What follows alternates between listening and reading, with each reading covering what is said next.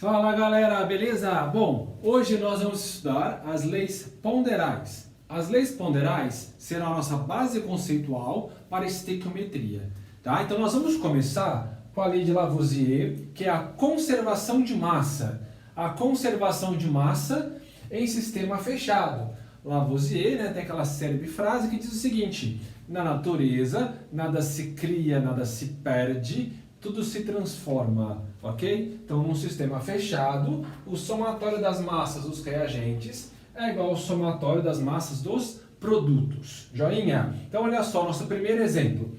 Aqui diz o seguinte, ó, se eu pegar magnésio mais oxigênio, eu vou formar óxido de magnésio. Então, em sistema fechado, reagindo 48 gramas de magnésio com 32 gramas de oxigênio, nós teremos a formação de 80 gramas de óxido de magnésio. Então, somando a massa toda dos reagentes, será igual à soma total da massa dos produtos. Tranquilo? Beleza. Bom, isso em sistema fechado. Agora, se liga, se eu tiver um sistema aberto, o que pode acontecer? Então, num sistema aberto, nós podemos ter a entrada ou saída de gases, beleza? Então, eu coloquei aqui dois casos.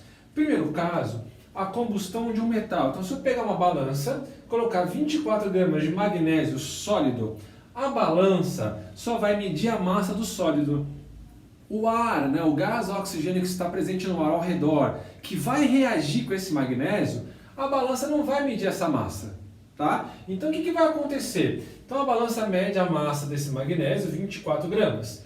Após a reação com esse oxigênio, eu vou ter a formação de óxido de magnésio. Então, aqui a balança vai medir uma massa de 40 gramas. Então, esse aumento de massa, ele se refere ao oxigênio que foi incorporado ao sólido. Então, o oxigênio do ar reagiu com esse magnésio. Então, portanto, sempre que nós tivermos a combustão de um metal, a reação de um metal com o oxigênio do ar, nós teremos sempre o aumento de massa, porque o óxido formado será um óxido iônico. Óxido iônico, os óxidos metálicos são sólidos à temperatura ambiente. Por isso, terá um aumento de massa. Segundo caso, que eu coloquei aqui, combustão de carvão.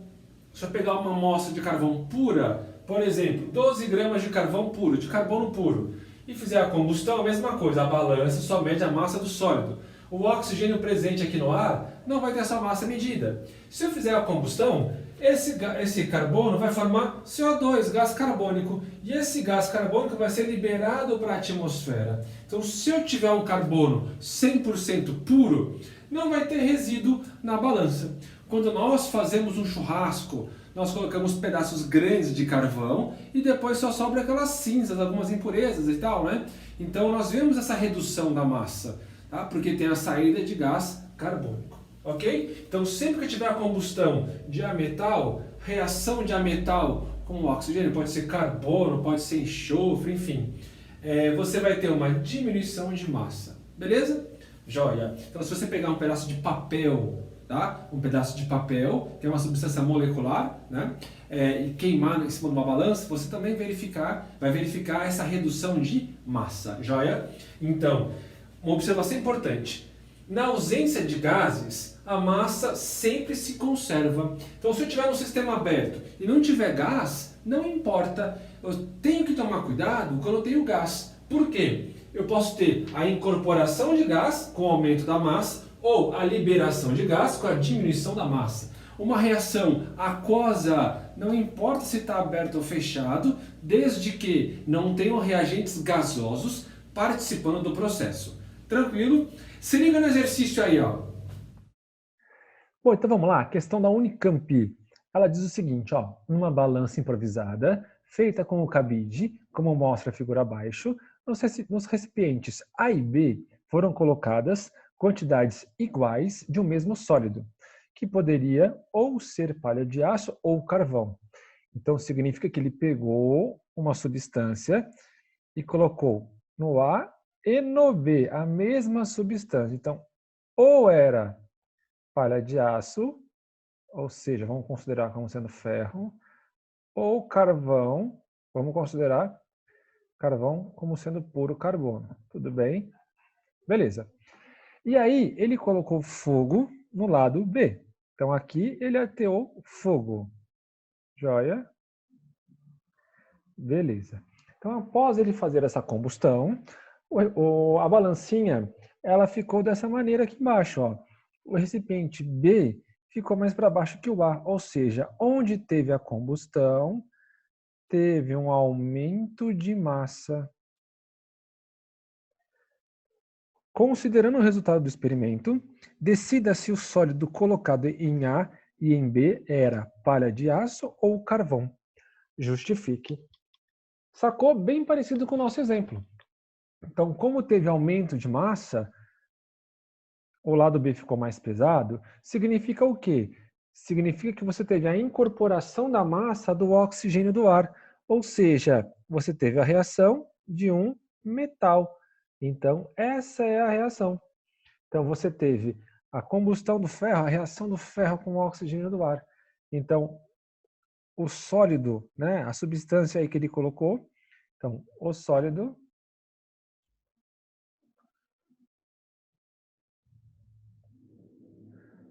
era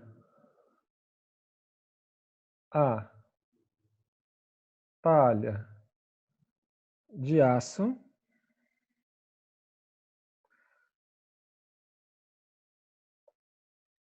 pois ocorre aumento de massa devido à formação de um óxido iônico. Devido à formação do óxido iônico, que é sólido, do óxido de ferro sólido,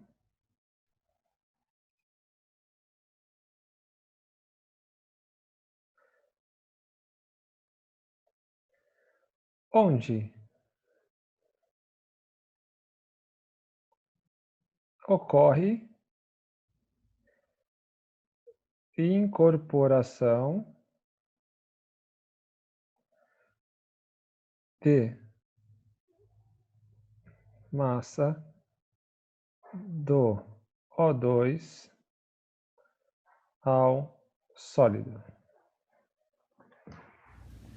Bom, então a segunda lei ponderal vai ser a lei de Proust, certo? A lei das proporções definidas ou proporções constantes. Então, para a aplicação da lei de Proust, nós vamos identificar o fator de proporção, ok? Então é bem simples. Peguei o mesmo exemplo do óxido de magnésio, tá? Então aqui, ó, coloquei a equação balanceada. Então você vai pegar a proporção em mol, então 2 mols, 1 mol e 2 mols, certo? Digamos que aqui em roxo é a pergunta, né? Então, para 10 mol de magnésio, qual a quantidade de oxigênio necessária para essa combustão completa e qual a quantidade de óxido de magnésio formado. Tranquilo? Então o que você vai fazer? Você vai pegar esse maior aqui, né? Então o maior dividido pelo menor, ou vai ver de 2 para 10, por quanto que você multiplica? Né? Então para chegar em 10 você multiplica por 5. Então a quantidade de 10 mol é 5 vezes maior que a quantidade estequiométrica. Então o fator de proporção aqui é 5 vezes. Então, este fator de proporção ele é aplicado em todas as substâncias. Tá? Então, todas as substâncias devem ter um aumento proporcional. Aqui embaixo eu fiz a mesma relação, só que em massa. Tá? Então, aqui 2 mols de magnésio, 48 gramas. Então, para a queima de 240 gramas de magnésio, qual a quantidade de oxigênio e óxido de magnésio formada? Então a quantidade de oxigênio consumida, você vai pegar aqui, ó, 48 para chegar em 240, 5 vezes maior. Ou divide 240 por 48 vai dar 5, tá? Então o fator de proporção, ó, é de 5 vezes. Ok? Então você aplica essa proporção. É muito fácil. Quando você vai fazer uma receita de um cupcake ou brigadeiro, né? E você quer aumentar essa quantidade, por exemplo, se na receita de um brigadeiro é uma lata de leite condensado, 2 colheres de chocolate e 1 colher de manteiga, por exemplo, se você for triplicar a receita para fazer mais, você vai triplicar, você vai aumentar 3 vezes todos os ingredientes. Tranquilo? Se liga no exercício. Bom, esse exercício ele é bem legal. Ele fala o seguinte, ó. O carvão, ao reagir com o gás oxigênio presente no ar, produziu gás carbônico. Essa reação foi feita 3 vezes e alguns valores das massas constam na tabela a seguir. Então ele mostra aqui, ó, massa de carvão 12 gramas, massa do oxigênio 32 gramas, formando X de gás carbônico. Então aqui a gente pode usar a lei de Lavoisier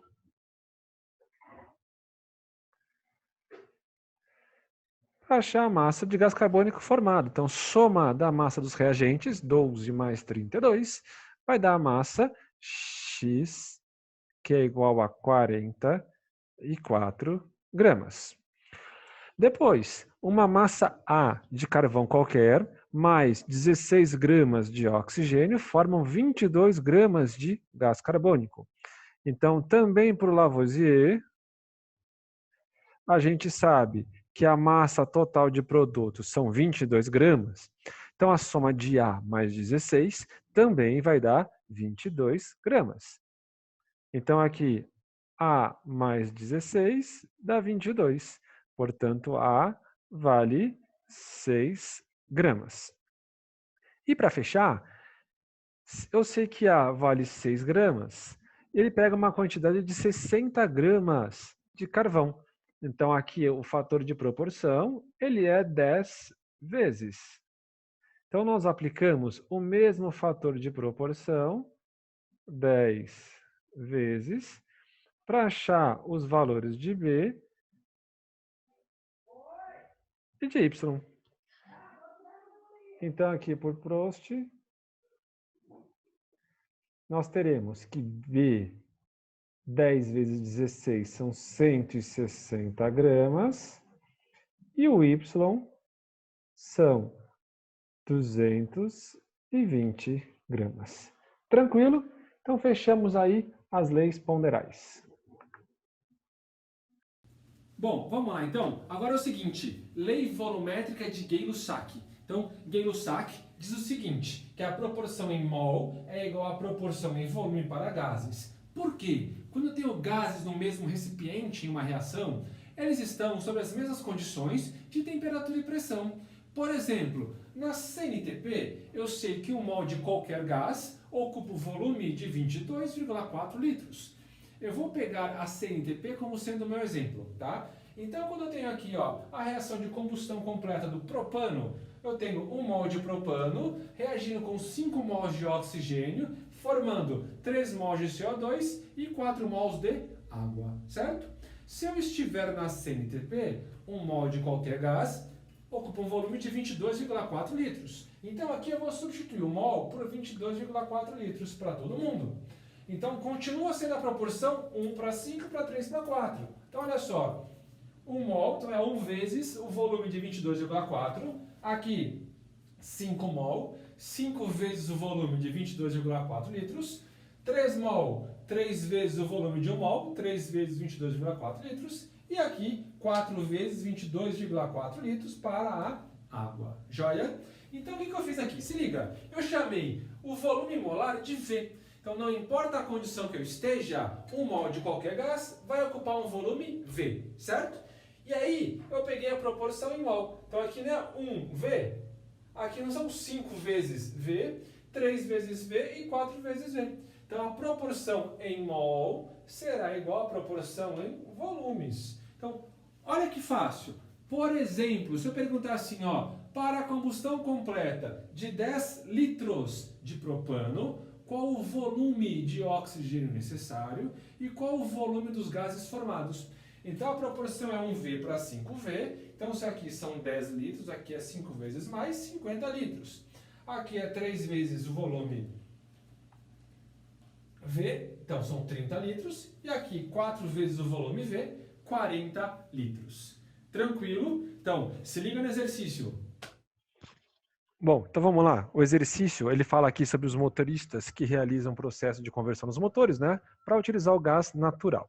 Então ele fala que no passado, muitos acidentes ocorreram na tentativa de utilizar o gás de cozinha como combustível veicular. Considerando o gás de cozinha apenas butano, determine o volume de oxigênio necessário para a combustão completa de 200 litros de butano. Então, primeira coisa, ó, é colocar a proporção em mol. Proporção em mol que vai ser 1 mol de butano para 6,5 mol de oxigênio. Proporção em mol é igual a proporção em volume. Então, eu vou chamar aqui de 1 litro. Um volume, vou chamar de 1 litro, porque a unidade é litro. 6,5 litros. No nosso exemplo na lousa, eu chamei de 1V e 6, chamaria de 1V e 6,5V. Então, aqui você coloca 200 litros para V litros. Portanto, este volume V de oxigênio será de 1.300 litros. Bem suave, né? Então, até mais. Tchau para vocês.